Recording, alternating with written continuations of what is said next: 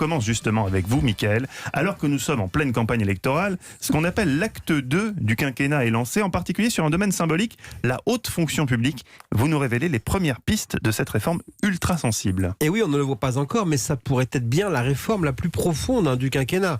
Changer la culture des hauts fonctionnaires de manière à refonder toute la relation entre le peuple et les élites. Souvenez-vous, c'était l'aveu même du président de la République en novembre sur le Charles de Gaulle face à TF1.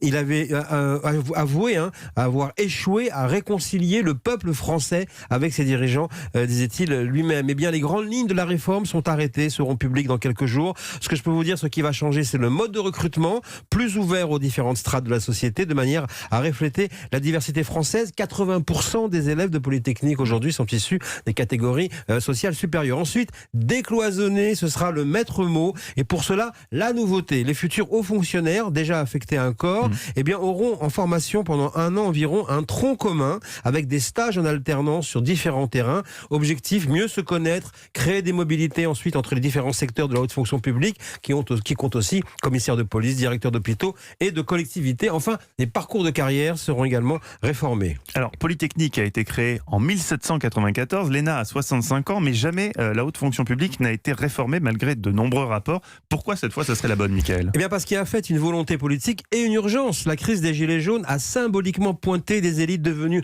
repoussoirs et symboles d'un État vivant accusé de vivre en caste et dans l'entre-soi. Et pour mener à bien cette mission, eh bien Frédéric Thiriez, grand connaisseur de la machine de l'État, ancien président de la Ligue de foot professionnelle, a été chargé par le président et les premiers ministres de repenser un peu la première division des fonctionnaires en phase avec le monde et notre époque. Plus question donc par exemple de décider de manière pyramidale, mais il faudra favoriser le dialogue et la concertation. Et bien alors c'est à ce moment-là qu'on comprend à quel point c'est très ambitieux quand même, parce que il va falloir quand même réformer tout simplement la mentalité de cette monarchie institutionnelle qui est la Ve République, avec un appareil d'État qui est habitué à tout centraliser depuis des siècles. Alors il faut au moins un Frédéric Thiriez, expert en joueurs de haut niveau, pour former un peu les futurs Zidane de la fonction publique. Faute de quoi, les Français ressortiront et les cartons et les gilets jaunes. Les cartons rouges.